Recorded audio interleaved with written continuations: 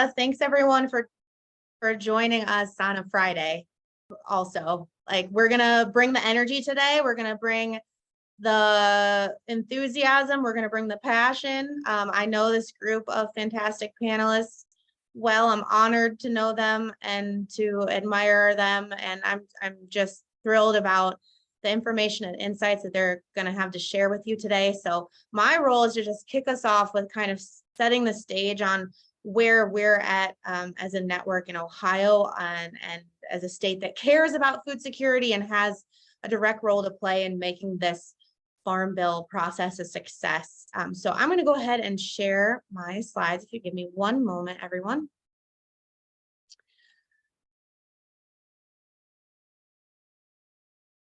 There we go. So thank you, Amanda, again for the introduction. We're going to be talking about food security and the Farm Bill today, and we're bringing perspectives to you from across the hunger relief landscape because we are in it every day, and we are working in various capacities on how the Farm Bill itself can do harm or help to how we serve people and meet their needs. So my name is Joree. I have the pleasure of having served at the Ohio Association of Foodbanks for 13 years as of this week. It's an honor and a privilege to do this work, and we engage at the state and federal level on public policy and advocacy because we know that it is critically important to making positive impacts and differences in lives. Frankly, what public policy has the power to do is much greater and broader than what we could ever do as emergency hunger relief providers. I can speak for the folks on this call that we would all rather see folks standing in grocery store lines feeling stable enough to buy their own food than in our lines. So that's what we're bringing to you today, is how we're working as part of that effort and how you can work with us on advocating for a food secure farm bill. We've been on a roller coaster the past 3.5 years in particular when it comes to food security. We know that the COVID-19 pandemic blew up so many things in our lives. And for us in the corner of food security, it changed a lot of how services are delivered, from how we could safely distribute emergency groceries in very long lines of cars that started lining up from folks who had overnight job loss, having never expected to experience that before, to how we get people connected to Supplemental Nutrition Assistance Program or SNAP benefits when workers are working remotely and call center volumes are high. So, you know, we've been on a roller coaster in many ways, and not the least of which on how we address food and economic security. We learned a lot of lessons during the pandemic that we want to see integrated as permanent policy in the Farm Bill. And these are not lessons that we are grateful to have had to learn, but I think the fact that we had to go through them should teach us something about how we can do right by people and by systems to make them efficient and effective. So I'm going to talk to you a little bit about what we're facing, what we're reckoning with. From our perspective, the single most important thing that happened for food security during the pandemic was that Congress very early on in 2020 passed SNAP emergency allotments in some of their response legislation to the pandemic. The impact of those SNAP emergency allotments, which brought every household, about 1.5 million people in Ohio, up to the maximum benefit for their household size. So just a quick reminder, SNAP in Ohio, to qualify, your household income has to be at or below 130% of the federal poverty level. And then after deductions, your income has to be at or below 100% of the federal poverty level. So I will just preface this all by saying that a large portion of folks that are coming to food banks for help don't qualify for SNAP because their incomes are slightly too high. Their incomes are fluctuating up and down over that eligibility level. With that said, SNAP is the most important single line of defense against hunger. And thankfully, we had emergency allotments to help keep people from experiencing further hardship and harm during the pandemic. So that meant a difference of $126 million or so per month in additional spending power to help folks keep up with the groceries that they needed to put on the table. And as we all have experienced when we go and buy food these days, we also know that over time throughout the pandemic, as food supply chain issues, everything from the Russian invasion of Ukraine to exacerbating climate change that's impacting global and local food supply, have impacted food costs in addition to the inflationary pressure that we're all experiencing. So all of that kept a lot of people from worse hardship, but those SNAP emergency allotments ended this year. They were sunset. The last payments of those emergency allotments went out in February. You can see a breakdown here of how that impacted different households. We have some households that receive only a minimum benefit or a very low benefit. So as you can see, there was a significant percentage of our caseload. For example, among one-person households, if we're talking about a lot of older adults here who receive normally, they might get the minimum benefit of $23 a month. They were receiving for the first time ever enough to actually meet their food needs. And that was taken away overnight. And we're not here to pretend that we didn't know that it was coming, but what we are here to share is the truth that this is doing harm to people, and we need to reckon with it and figure out how we can, correct and protect important SNAP benefits for the households that are counting on them. So in our network, as I talked about, we're trying to fill a gap left by our federal nutrition programs for folks that aren't quite to self-sufficiency, which most economists estimate folks can get to around 200% of the federal poverty level, which is what we serve up to, our food bank network. And then, of course, also especially now that SNAP emergency allotments have gone away, we have a lot of folks who don't get enough SNAP benefits to meet even a small portion of their nutritional needs after all of their other basic bills and necessities have been paid. So we have quarter over quarter at the food bank network been experiencing record high demand. That's even before the SNAP emergency allotments went away. And again, that's months upon months upon months of high food prices without wages keeping up. So we wanted to take stock of the real impact of that. We conducted a representative study of food bank clients across Ohio. And this anonymous survey, which was conducted between April 14th and May 7th of this year, about a month and a half to 2 months after the end of SNAP emergency allotments, has unfortunately told us that our worst fears are occurring right now in our communities around food security and experiences with rising rates of hunger. So first of all, just demographically, we know that almost half of the households that we serve have at least one member under 18, and more than a third include at least one disabled member.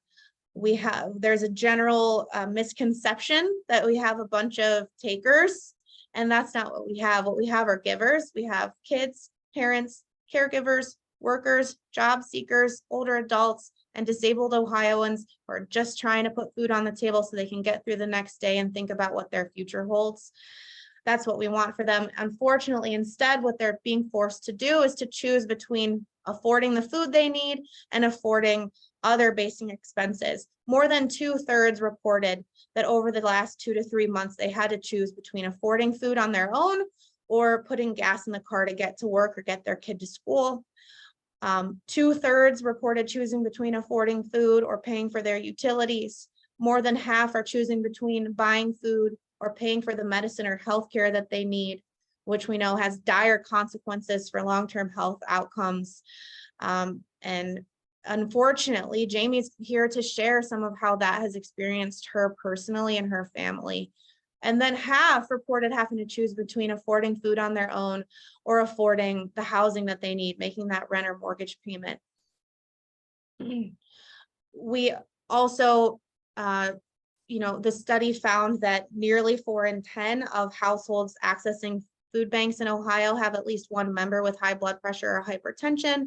More than 1 in 4 have at least one member with diabetes. This tells us, of course, that if you're not getting access to adequate, affordable, and wholesome foods, you're going to have higher rates of chronic diet-related disease. This is not just about affordability, of course. This is also about accessibility, and this is also about general economic security. So while we understand that this doesn't work in a vacuum, we are laser focused today on the Farm Bill. I just had to get on my soapbox for a second and restate that, you know, it's also about having time to prepare food before you have to get to your second or third job. With that said, affordability is a big thing we can solve for. It's a pretty simple equation, and that's one thing that we want to focus on in the Farm Bill. The study found, sorry, I always get choked up when I talk about this slide. So about 2 in 3 of the households that we're serving reported that adults in their households have cut the size of meals or skipped meals over the last 12 months because there was not enough money for food. And more than a third reported that they did so almost every month over the last year.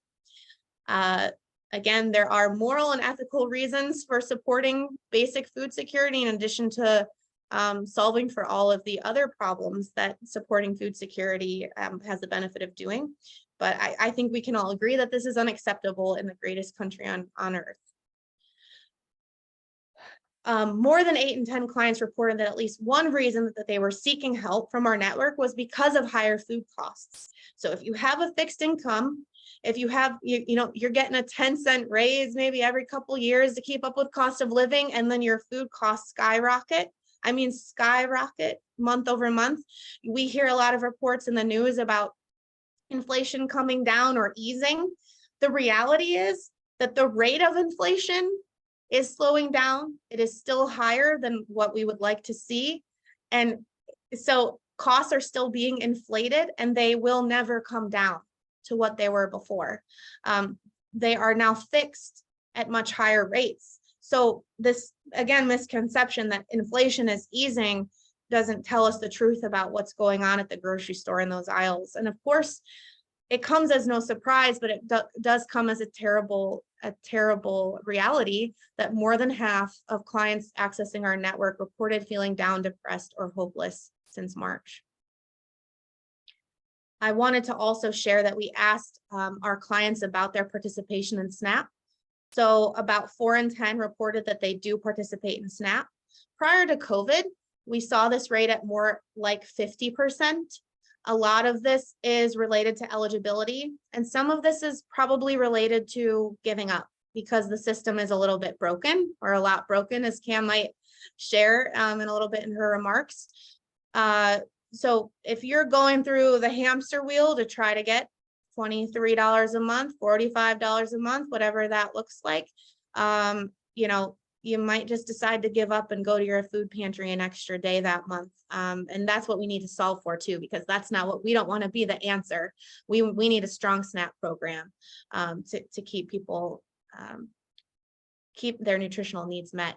So what we found, of course, is that the adequacy of SNAP benefits is now grossly inadequate. We had, during the SNAP emergency allotments, 3 in 10 SNAP participants said that their benefits actually lasted the full month. They could actually afford the food that they needed that entire month with their SNAP emergency allotments.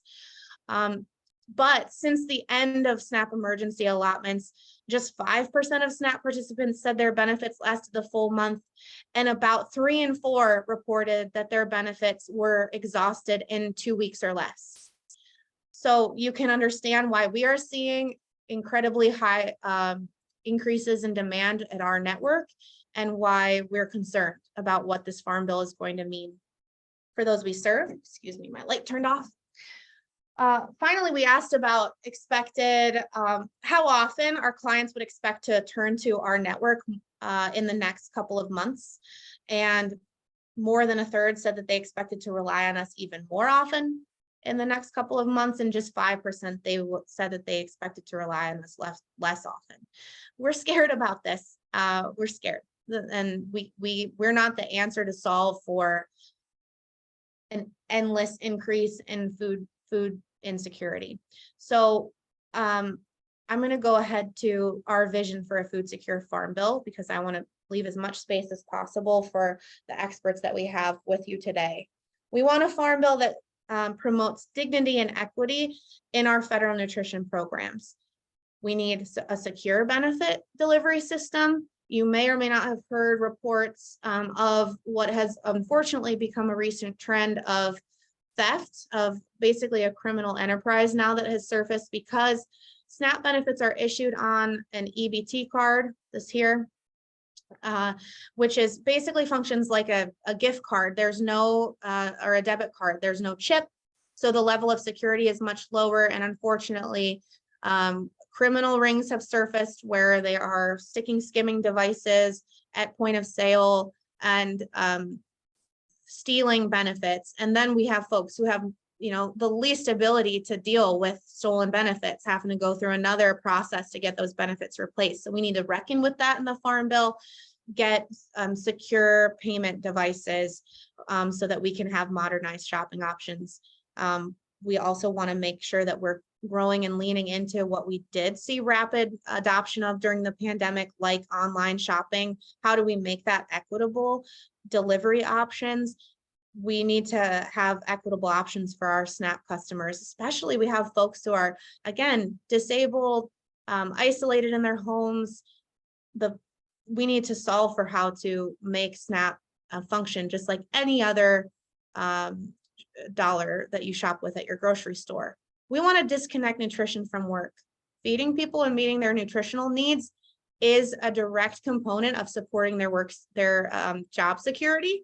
If you don't have to worry about how you're going to get food on the table for your kids, you can make the choice to put gas in the car tomorrow and get to your job. Okay, so as simple as that. We believe that feeding people, especially through SNAP, is about feeding people, and that to support their economic security, we need to first meet their basic needs. We want to protect food choice, and we want to solve for something that we learned about in the pandemic, that we saw exposed rather in the pandemic, which is that college students have some of the most restrictive access to SNAP of any population. If you're a college student, unless you qualify under a certain exception, for example, if you have a young child in your direct care, you can't qualify for SNAP unless you're also working 20 hours or more a week. That's what we're asking of our full-time students, our non-traditional students, and that's certainly not about promoting economic security from our perspective. So in addition to that, we need more help as a food bank network to keep up with the gaps that our other federal nutrition programs are leaving. We rely heavily on the Emergency Food Assistance Program, which basically works as, for those who are familiar with our food supply chain, let's say we have a great blackberry crop and we've got a surplus, a glut of blackberries. There's no retail market for them. Rather than seeing them go to waste, the government will buy up those extra blackberries and get them through our very efficient, effective network of food banks to make sure they get on tables and aren't wasted. So that's what this program is about.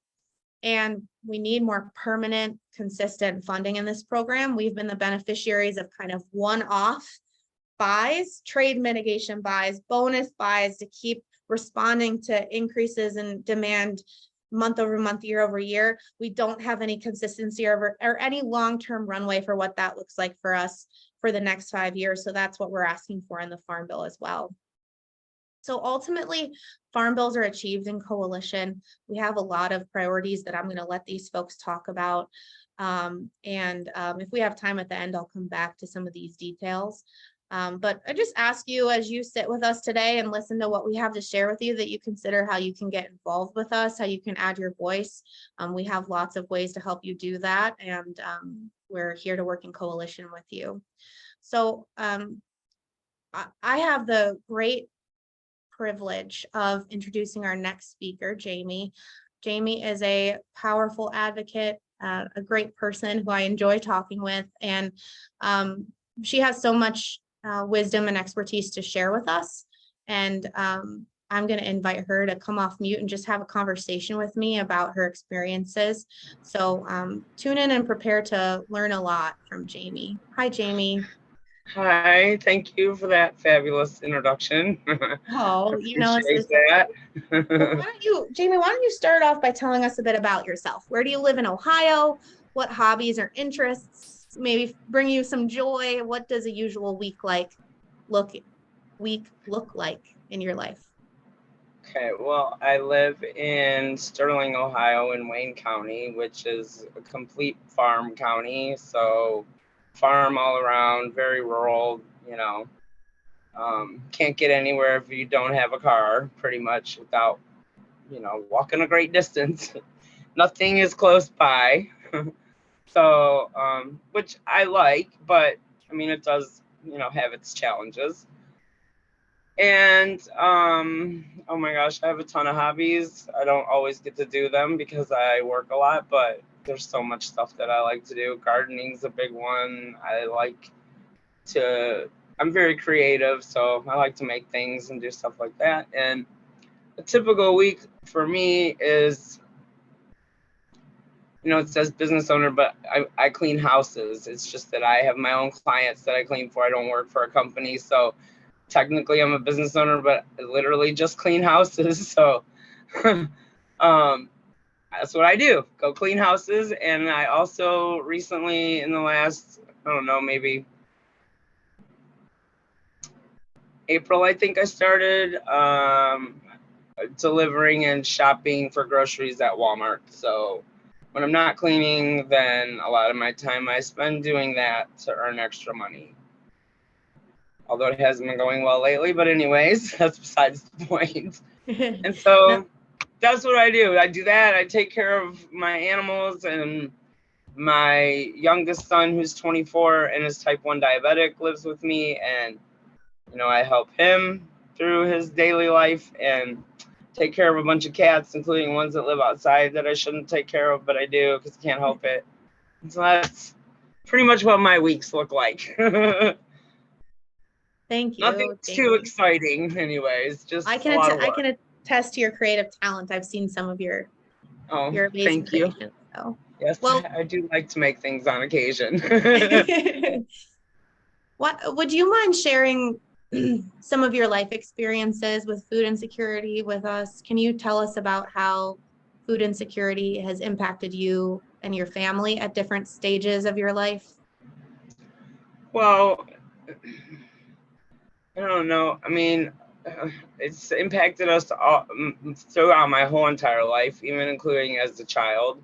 But what really, I guess, really affected it for me was in my adult life was my husband's illness, because he was type 1 diabetic. And so with that,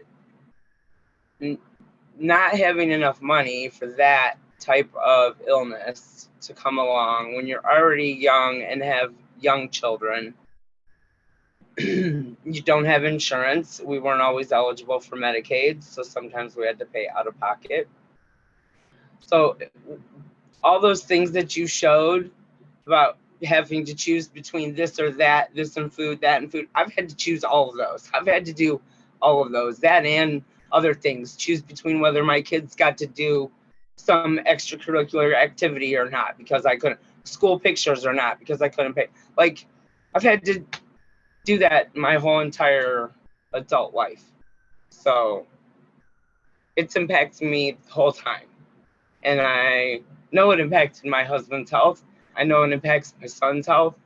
I feel like had we had access to food all the time without having to jump through hoops or maybe make a couple dollars too much or whatever the situation was at the time, then I feel like he could possibly still even be alive today, because the stress, even like the mental toll that it takes to have to worry about what you're going to eat every day, or what bill you're going to be able to pay, or how you're going to even survive till the next day. It's something that people don't talk about.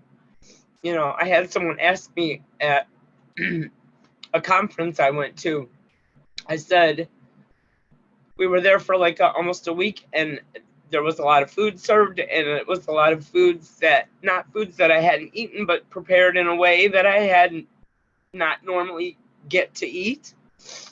And I made a comment on the last day about the food that was served for lunch, and I was like, man, I just can't wait to like eat something normal, or however I worded it. I don't exactly remember, but I was at a table with a bunch of different people, some that had experienced food insecurity, some that had not. And this one lady said to me, well, let me ask, because I said something about this, we can't afford to eat like this. This is not something we get to do on a regular basis, people like me. And she goes, well, none of this stuff on the plate is expensive. So I don't, she couldn't understand how I could make that statement. And I don't even remember what my response was at the time, but I've thought about that a lot since then. And that was in May. And I still think about that conversation and what I wish I would have had the time to reflect and say to her, because I looked up the recipe of kind of what was fed to us, which was kind of a Asian chicken and salad, but it had like some glazed cashews in there. And okay, have you seen the price of cashews like ever? Forget inflation, but anyway, I looked up a recipe similar to that and the stuff that you would have to make something like that at home. And not a lot of things, but the things that are on there, like star anise and this and that. First of all, if my week, like the week that I had when my water pump and tank blew and my septic had an issue and my son almost broke his foot and like all this stuff happened in 1 week, do you think I really have the mental capacity to look up that recipe and find all the items that I need? Most of them I won't have in my cabinet. So, I mean, I could get them at Walmart, but they're still not that cheap. I looked them up. I researched the whole recipe. It's like, and then the mental capacity. No, I could probably, throw some chicken in the oven, make some rice and slap that together. I might be able to handle that for dinner, but the other thing, no. Yeah, I would love to eat that. I would love to be able to eat like that on a regular basis, but that's not something that we can do. Because we're lucky if we can put something on the table. That is what it is the deal. So, that's where I guess I went with that one. Do you have something else to move? Because I have other stuff to say, but I could go on for a long time. So you better stop me. No, Jami, that, your point is well taken, and also wish you could go back in time and share that piece of your mind, because we all need to hear it if we're ever thinking that we can judge somebody. Yeah, I just was saying to a group earlier this week, you know how privileged I am, and still what a pain in the butt it was to get my kid to his pediatric dentist appointment. This is what we're asking of people Right. that don't have any extra second in the day.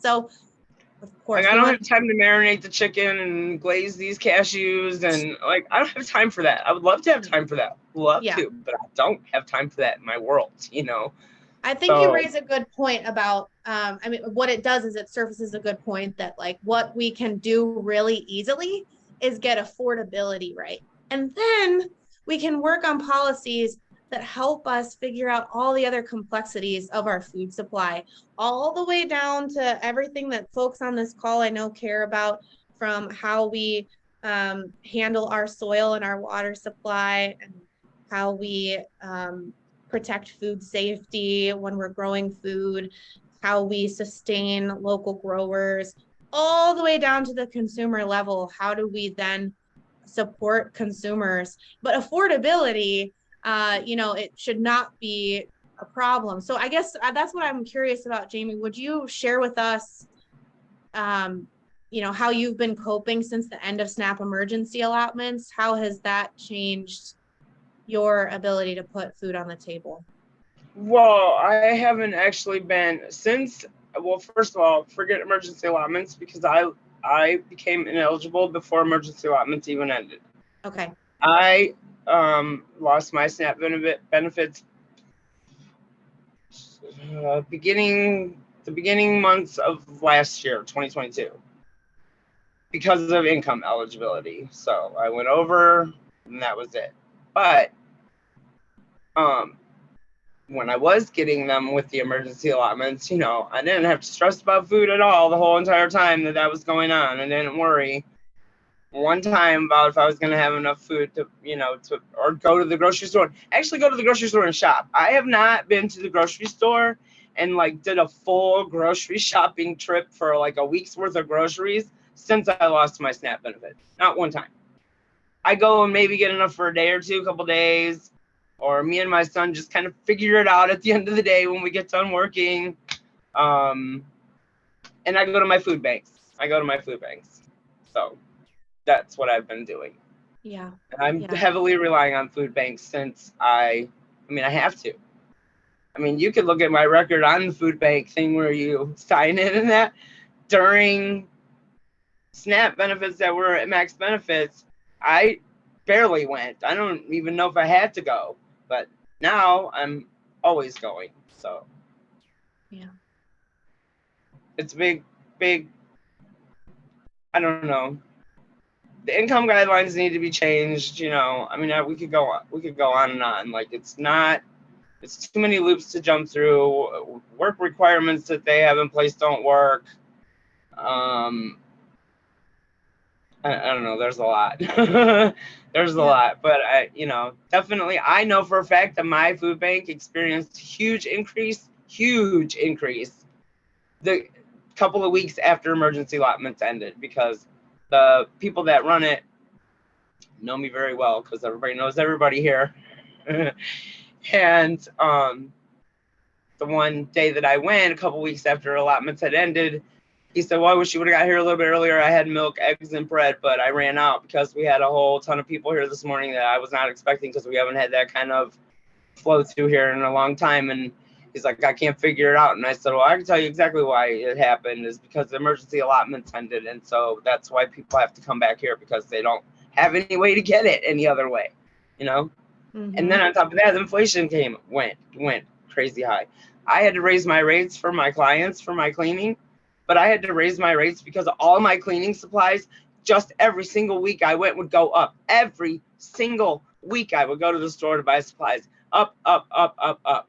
So I had to raise my rates, but I didn't get a raise. I didn't get a raise. The people that make the products I need to clean got a raise. That's it. And the people that I clean for have to pay more.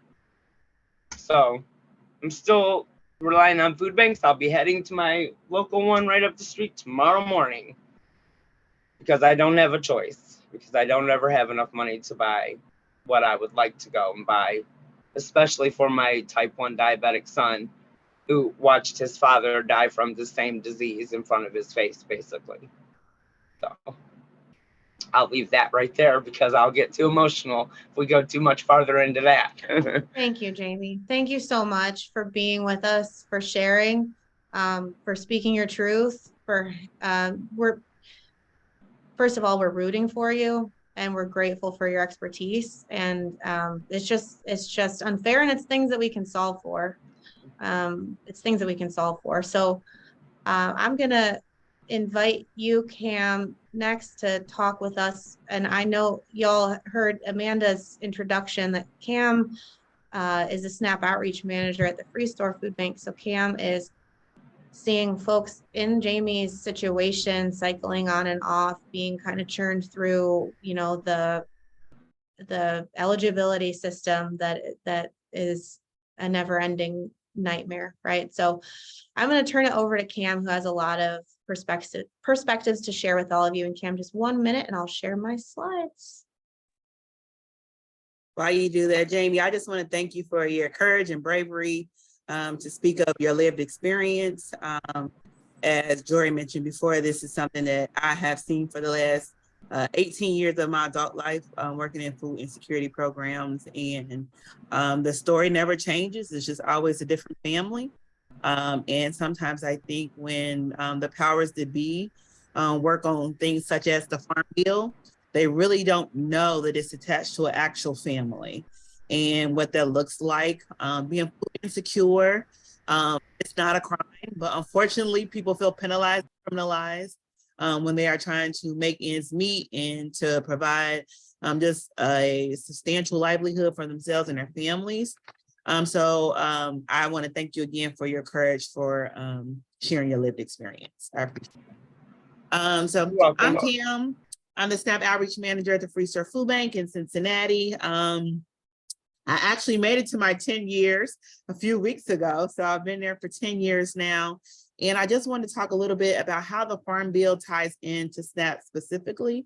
I just heard this is your second presentation on the Farm Bill, so I will skip all of what the Farm Bill does, but I'll just tap in a little bit to just about how it coincides with SNAP and a little bit of TFAP, and how all the authorizations and outlines for our policies come out of the Farm Bill, the regulations when it comes to work requirements for our ABOT individuals, all of that stuff comes out of the Farm Bill. But I just want to, just to let you know that coalition, some people know and some people don't, just how we are regulated, our programs are regulated, all those great things and some not great things come out of the Farm Bill. So this will be my fifth Farm Bill, no, my third Farm Bill that I've had to live through, and I've done it on both sides, from the Job and Family Services side and also on the food banking side. But I just wanted to throw out some things that we've seen that have changed since the last Farm Bill was reauthorized. And if you would like, utilize the chat and you could put in there what you saw that is different between now and the last Farm Bill. Doesn't have to be directly related to food, but just things in general that you have noticed within the last 5 years that is different, you know. But one, COVID pandemic turned our whole lives upside down, put the world on pause. We saw historic rises in our thrifty food plan for SNAP, which the thrifty food plan is just the SNAP allotments, the fancy word for the SNAP allotments. We saw the emergency allotments come and go. We were so excited because we know that a lot of times the families that we serve who are receiving SNAP allotments is just not enough. You know, SNAP is a supplemental nutrition assistance program, but for many of our families, they heavily rely on that as just being the actual way that they are to provide nutrition for their households. We saw all the vast changes in the workplace.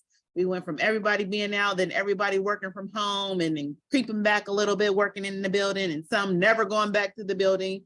And we saw the ABOT waivers come and go in certain places, and the enforcement of waivers and the support around the ABOT, which is able-bodied adult without dependent work requirements. One thing that I haven't heard anybody kind of talk about, which we've seen during this time from the last Farm Bill and along with COVID, with the change in how people are doing business and jobs, I don't think it's been accounted for that some of the places that were open and had a little bit more accessibility are no longer in place. So you still have that same core group of people who have to access that for job readiness, but they're not there, or they don't have that same type of work structure. Some jobs that they could have went into now are work from home jobs. And if you don't have money for equipment or adequate internet service, then again, you cannot work at those jobs. And so that's one of the biggest things that we saw. I know at my food bank alone, we saw an increase of seniors inquiring and applying about SNAP. We know that for seniors, a lot of times though, that's the generation and population of individuals who never really wanted to apply for SNAP. One, they usually got the lower allotment amount. And then also the seniors always just felt like it should be for the moms and the kids. They didn't want to take away from those households. But COVID kind of pushed them in a situation where they felt like they had no options. So we have seen an increase of our engagement with seniors since the last reauthorization of the Farm Bill. We saw a modified eligibility for our college students. We've known for quite some time that college hunger has been high, and that the red tape that it takes for college students to access SNAP is a bit strenuous. And so getting that modified eligibility requirement had been great. And now it just went back away. So we saw that kind of come and go. And then Joree mentioned the skimming. Before, we would hear about skimming if you used your credit card at a lot of the gas stations, because usually the gas stations that are kind of off of highways, intersections in between cities, they were set up there more. One, because if you go somewhere where people actually know who you are, then they might notice that you're doing something to their machines and things like that. But when you are at a gas station, like on a highway or freeway, on the outskirts, you can kind of get in and out, and nobody really knows what's going on. So the skimming, and then to see that flow over into the EBT world, you know, it's just heartbreaking. This is already a vulnerable population of individuals who absolutely need these benefits. And then you have a group of individuals preying on them and taking full advantage. Jami mentioned just a second ago, we saw increased traffic to our food banks since the last reauthorization of the Farm Bill.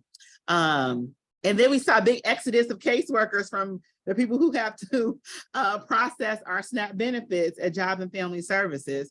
So right there is a formula for disaster. We have more people who need benefits and less people able to process the paperwork. So these are some of the things that we have seen since the last reauthorization of the Farm Bill. And then who does this affect? In essence, it affects everybody. It really does. When you look at inflation, whether you're a SNAP recipient or not, that's going to affect you. But first and foremost, it is affecting our children. It's affecting our homeless population. It's affecting our seniors, working families, grocery stores, our case managers, food bankers. Pretty much everybody is affected by all the changes that have taken place since the last reauthorization of the Farm Bill. There's a picture attached to this slide, and it shows some individuals who don't have access to phone service, and they had to call in for their Job and Family Service interview. I wanted to post this picture because it's not just happening here, but all across the country. These are the same individuals when that waiver got lifted and now they have to report those hours for work requirements. They have to stay there and almost fall asleep on hold for almost 3 hours. One, to either do their interview for their benefits or to check in for the reporting that's required if they are able-bodied adult without dependents. The way that Jami painted the picture, this is also the picture. There is a big gap in between submitting an application and then accessing the benefit. And I don't think people really truly understand that. Of course, there's always evolution and how things change, but when you go to all phone interviews and you have people who don't have phones, or they may have a government phone with limited minutes, so they can't afford to run out of all of their minutes being on hold for 2 to 3, 4 hours. I don't think, again, the people who are in charge of writing out the policies in our Farm Bill understand what that looks like. And Jami mentioned it, a lot of times they just end up giving up. It's too much. Where we're located, our food bank, we are very close to a lot of homeless shelters. So a lot of times we open up at 8, we already have a line at our door for people to come in to access our phones to be able to do their phone interviews. And so just imagine all the other food banks and all the other agencies that are assisting people with applying for SNAP benefits who don't have that option. So all of those people, they're just going to go without. They can't get into the buildings to conduct this business. So that also goes into something I'll talk about later, like what some of the opportunities we have around supporting the work program and the access that people have.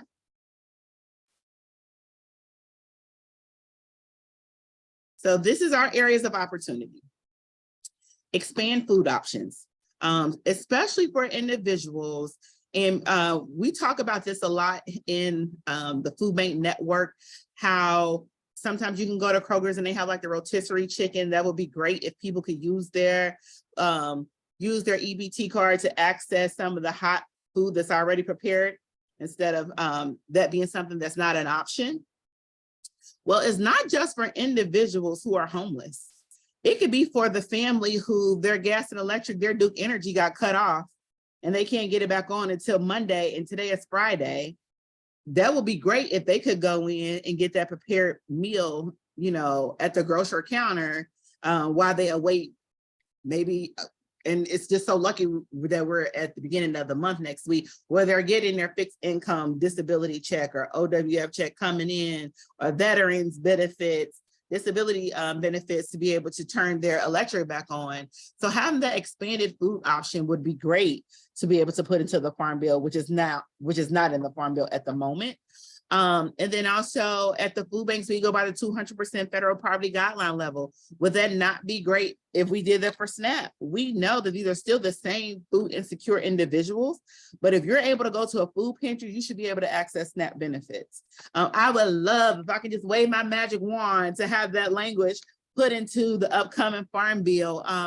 And when I get the opportunity during the summer recess, I will be bringing it up, Joree, just to say, hey, if you think the food banks are important, That same logic should stand behind this set of policy to help other individuals access SNAP benefits. Simplify the SNAP enrollment process. It is so hard. I mean, you almost have to go to college to do an online application. And we know a lot of people do not have internet access. We know that there is sometimes some comprehension barriers there, just understanding what questions mean and how to navigate through online systems. Especially if you think about, I just said that we have an increase of seniors applying for benefits. Most seniors are used to doing their business in person, so this is a whole new ball game for them. So just simplifying the SNAP enrollment process all around, bolstering SNAP buying power.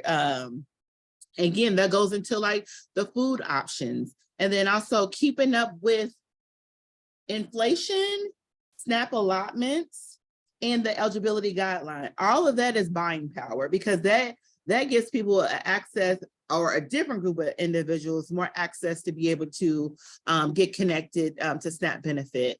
I talked a little bit about just how much of a hassle it is for individuals that are in the work requirement programs. So I would love to see some adequate support surrounding the employment and job training programs. Can the line or the way that people access the caseworkers that are in charge of the job training, can that be different than the regular line that everybody has to call all the time?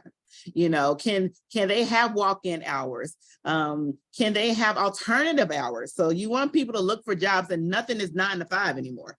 So are there days that they can do these type of assessments on a Saturday? So all of those type of things, and are there enough caseworkers to handle the job and employment caseload? So all of those things are the type of support that I would love to see get rolled out into this next farm bill. And then also, we heard about the increase that the food banks have been seeing since COVID. How much more a million pounds of food that is going out of our food banks. So we need that increased TPAP funding. We need to be able to meet the need that unfortunately is there. And as it looks now, it's not going anywhere anytime soon. So increased TPAP funding, and that's just not for purchasing, but for storing and also distribution. It takes a lot to get food from the floor to the door. And so we need all of that support all the way through to make sure that our drivers are in safe vehicles with coolant, and that things are done timely, and that we can hire more drivers to get more product out that is in high demand, and then also how we're able to store things. So there's so much different technology when it comes to making sure that the temperatures are right and things like that happen inside of food banks that a lot of people don't see, that are very costly. And so if we can have that kind of support and funding for those 3 things. Thank you so much, Cam. Go ahead, and I'll go back to the last slide so you can close out if you had any final thoughts. I put a timer because I like to talk a lot. You got your time. My timer went off at 15 minutes. I'm going to stop this before you start hearing the beeping. But all right, you nailed it. You nailed it. But thank you for this opportunity to share. And if anybody has questions or want to talk afterwards, you can feel free to put your things in the chat or contact me later. Thank you so much, Joree. Fantastic, Cam.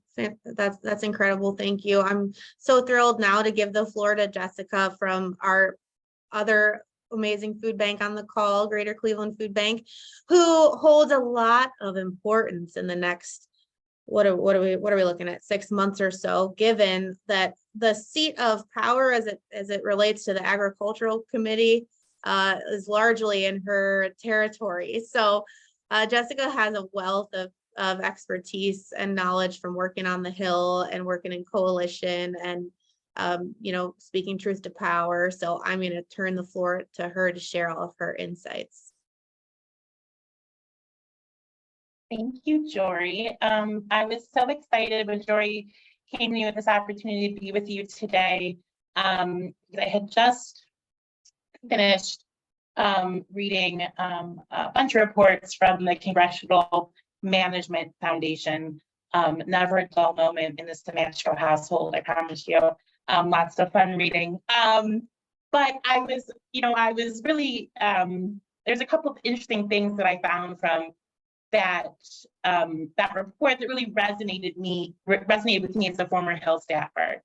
And I think the first thing that really resonated with me was that that the most important and effective tool in shaping the views of your member of Congress and their legislative staff is direct constituent contact. And I think that that's so important as we talk about how we're talking about the Farm Bill, and we're talking about how these programs impact individuals, and really making sure we're rooting so much of that in the lived experience of those that we serve, and really making sure we're being truthful to their stories, making sure that we're amplifying and elevating their voices, because it really is truly so impactful for us to combine that data, all those data points, and have that connected to a human experience and being able to share that with our members. I think the other thing that really resonated with me as a former Hill staffer was the importance of congressional staff.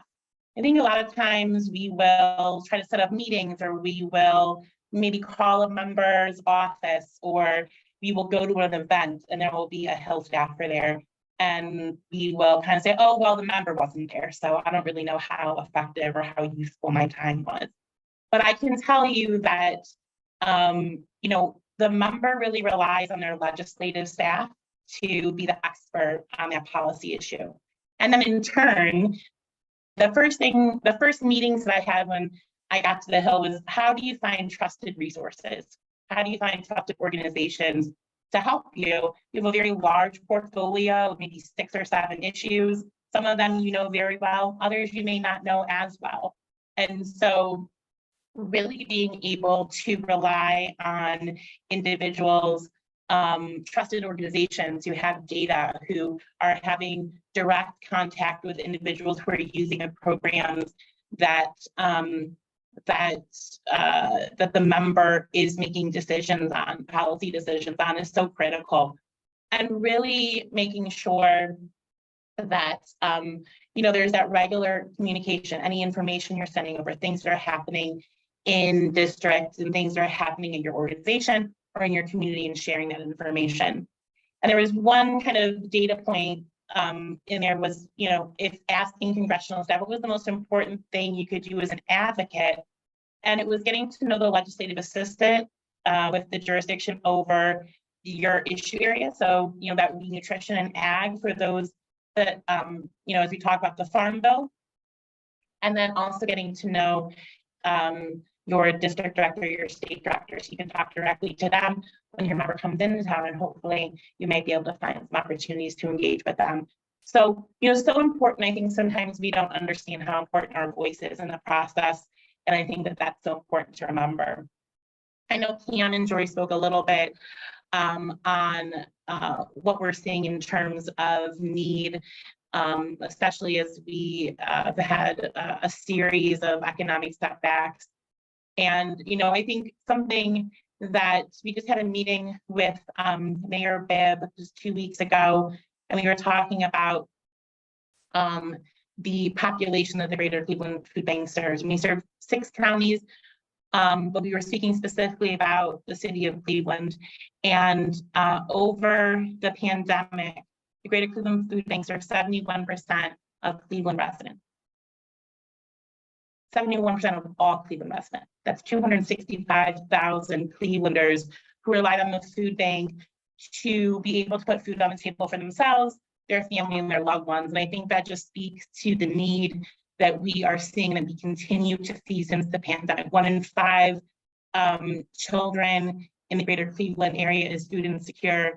And, we served over 350,000 individuals across that 6 county service area. So we know the need is there. We know people are relying on us to be able to make ends meet and be able to put food on the table. And Joree touched on this earlier in our presentation, and foodflation is continuing to be an issue. We continue to see it. I know we're hearing a lot of news reports that that inflation is coming down from an all-time high. But again, it's resetting the price index. And even if it's coming down, it's still relatively high for what it had been. And that just means that those dollars are going as far. And there's decisions that have to be made, additional decisions that have to be made. And, you know, I think a lot of times prices are going up on everything, but you can't pay 72% of your rent. You can't pay 38% of your car note. You know, you have to look at things in your budget that you might be able, that's more fungible. And that often ends up being the amount of money that you can put into your food budget.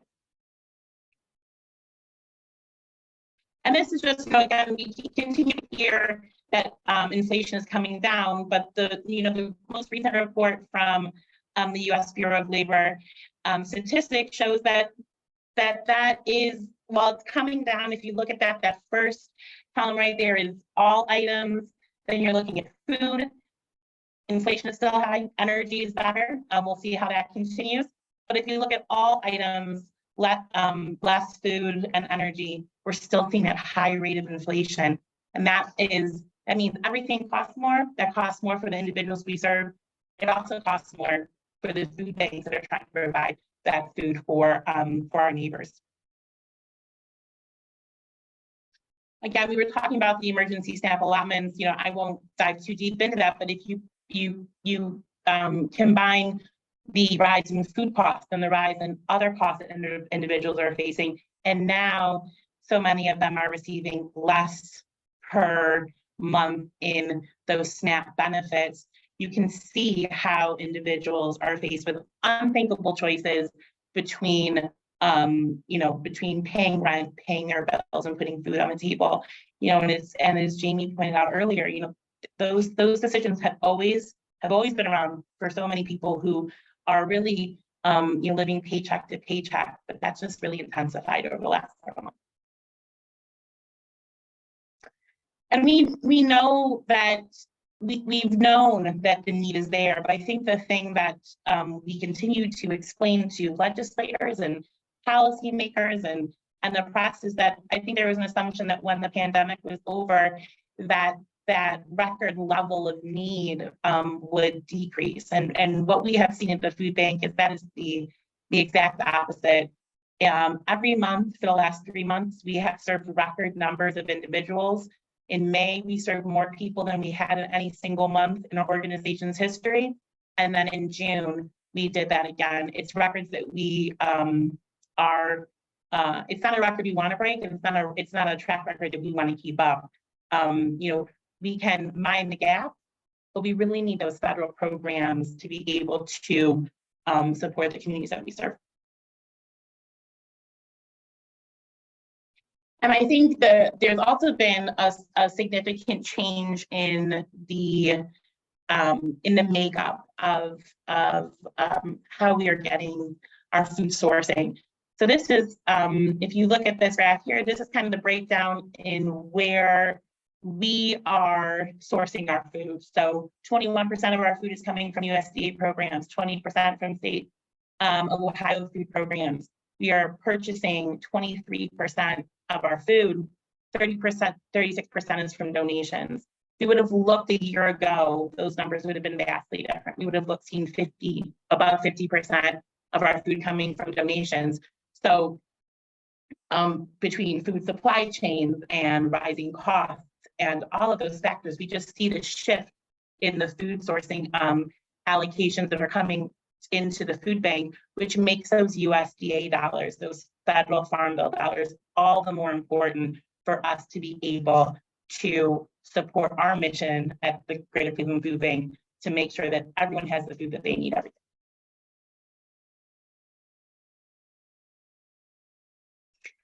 And so I think, there's a lot of politics involved in making it, in getting a piece of legislation over the line. But I do think that in every single congressional office, there are 3 guide points. 1, how do we help our constituents? 2, what is the problem? 3, what is working?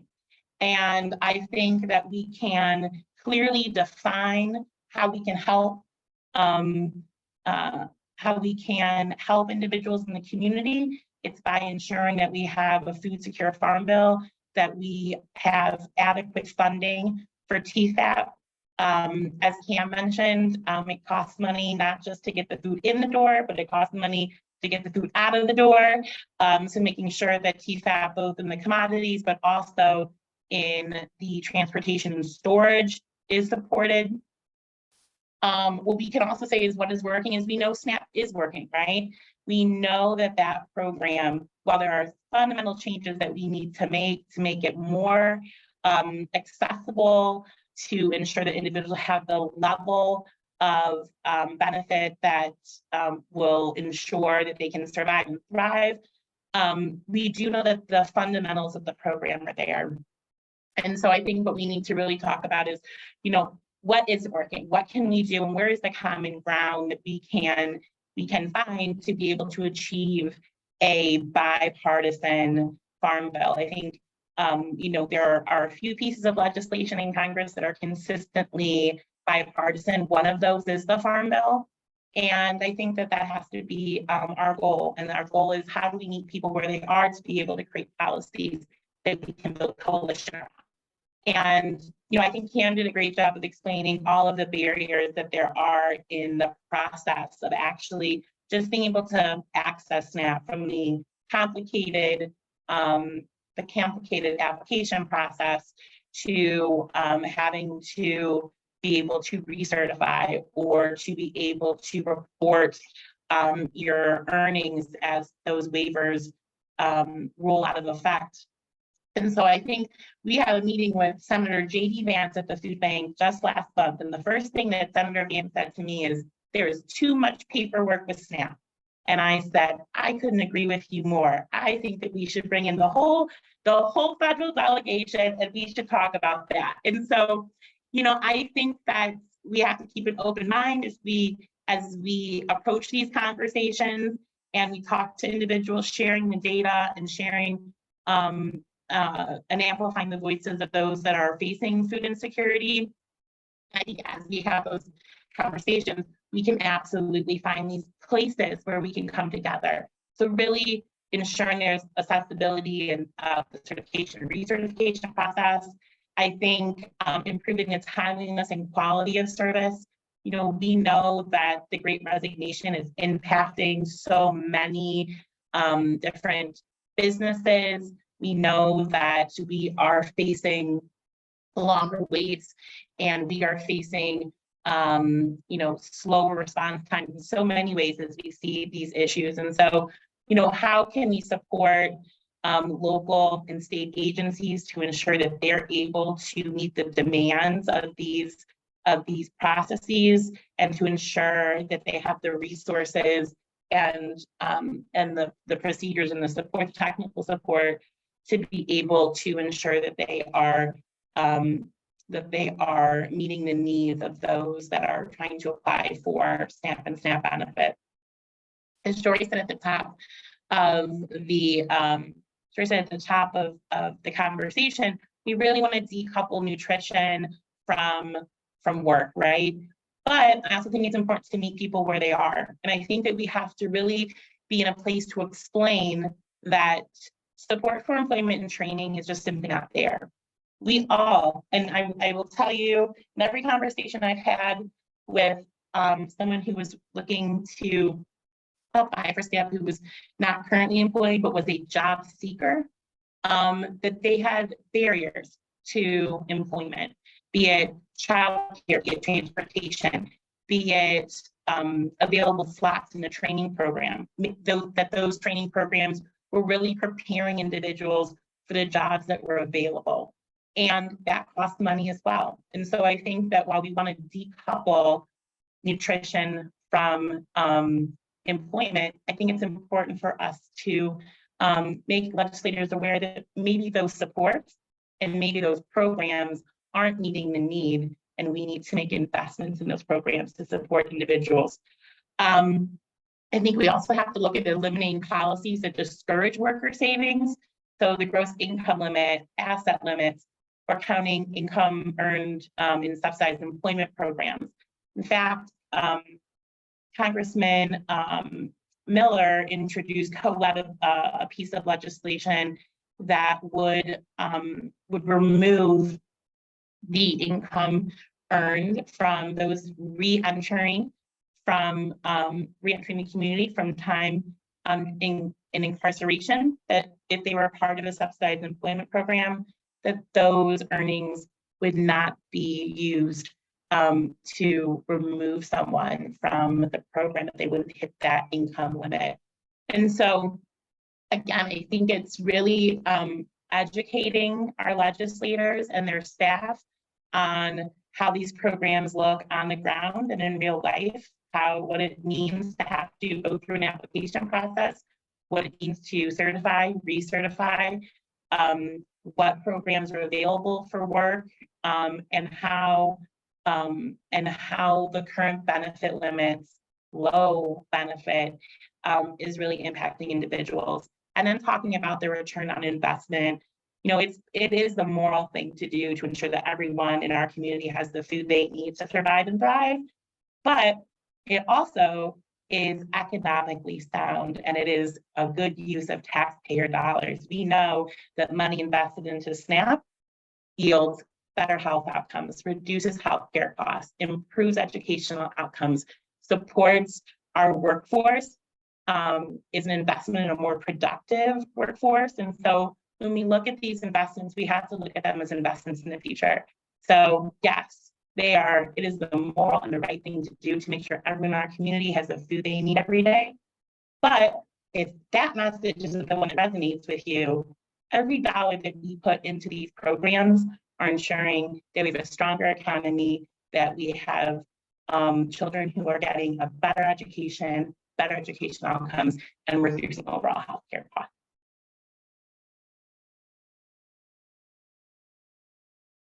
I told you they'd bring the passion, didn't I, folks?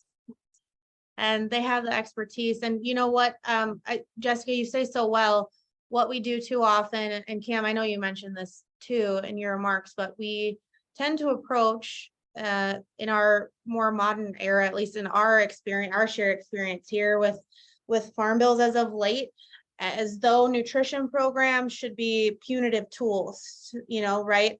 And we need to really flip our thinking on that. This is about investing upstream in what makes sense for taxpayers and for resilient communities, and all the way down to the food supply, right? The history of the Farm Bill and why nutrition is tied right there in the Farm Bill with all of our other titles that are related to securing a safe, accessible food supply, is because it takes consumers being able to afford the food for us to have a stable food supply chain, just like it takes farmers being able to afford their capital needs and everything along the chain. And that's why we keep those linked, because we ultimately are such an interconnected supply chain when it comes to meeting our most basic human need of putting food on the table.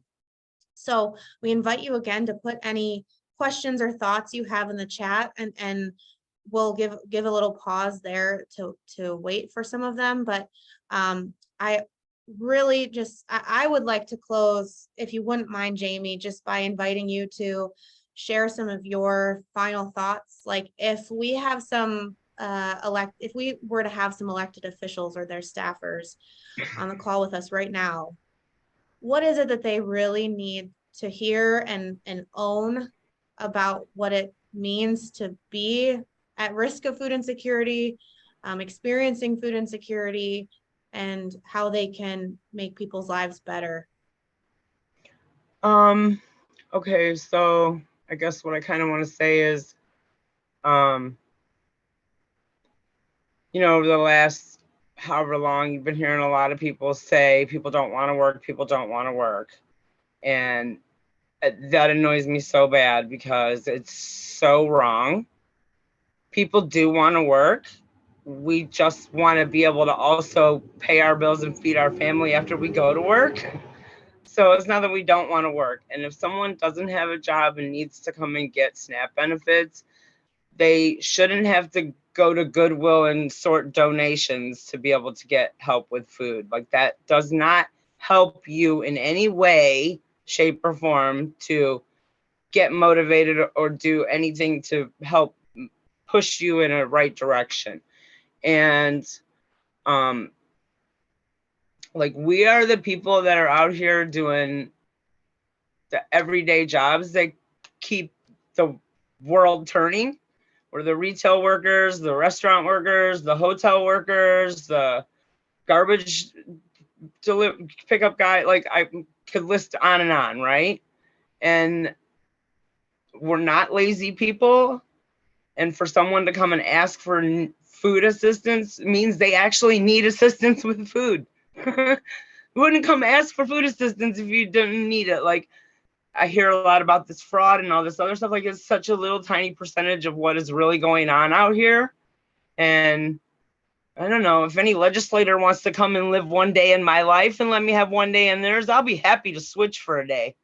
Maybe then they could see what it's really like to have to try to figure out what you're going to eat every day when you don't have enough money to pay your bills. So I don't know. I could go on, but I would go on for the whole afternoon. Like, seriously, if you guys let me run, I would keep on going.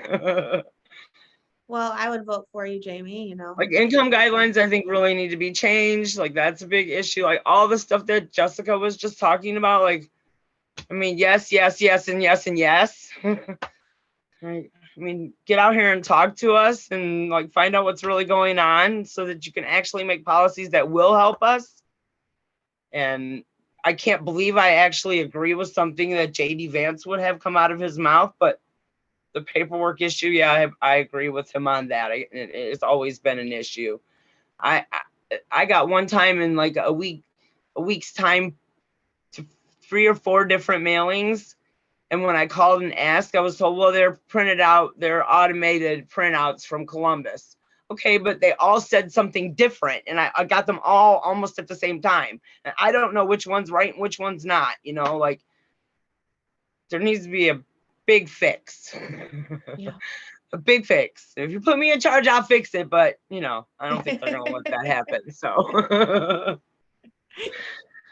Yeah, let's do the right thing around affordability, and then we can get into the weeds on all the other fixes that we need. We can do that. We can be brave and live in real policy details, and rather than getting caught up in rhetoric. And that's what I think this space has been all about, which has been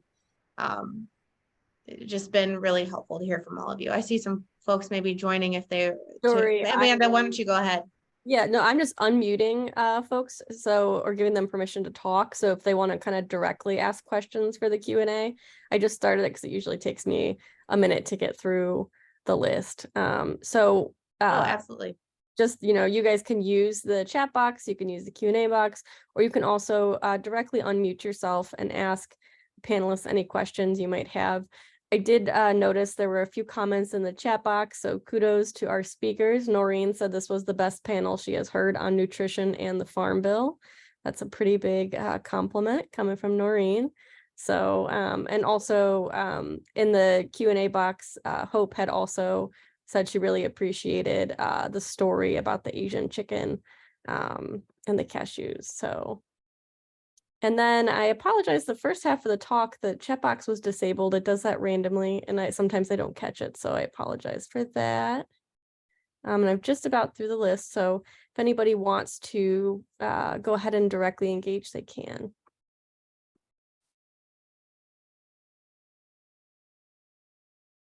We're so glad that this resonated with you, and I can imagine if you feel the same way as me, that Jami resonated with you more than any of us. So I encourage you to keep that in mind when you're building spaces and bring people together at tables. There are too many Jamis facing the same situation that she is, and they deserve not only a seat at the table, but the mic. So thank you again, Jami, and encourage you all to join us in that. We're trying to get better at centering people with real lived expertise, because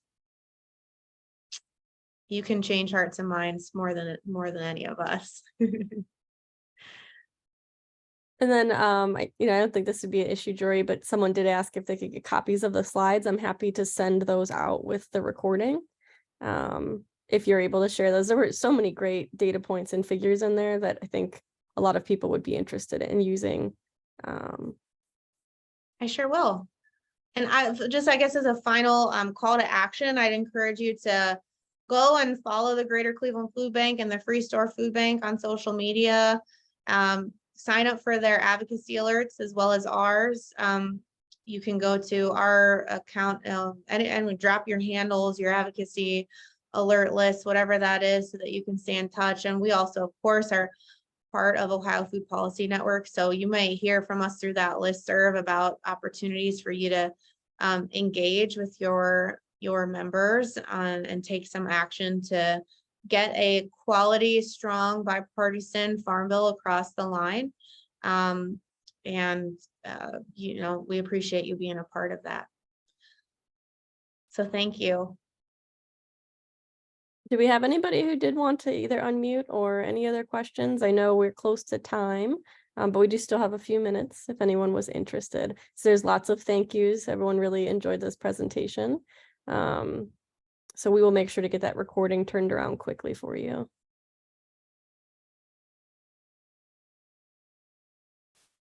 All right, I don't know if we have any takers. And maybe people just need a little bit to process. And so what I would ask Joree is if it's okay, and the rest of the speakers, if anybody follows up with you after this for additional information. Okay, I'll make sure to share your email addresses as well. All right, well, thank you to our speakers for joining us today and doing that wonderful presentation. I work on SNAP related items and I learned a lot here today myself. So this I thought was wonderful. And we hope that we can engage with you guys again in the future on related topics. So thank you again just for taking time out of your day.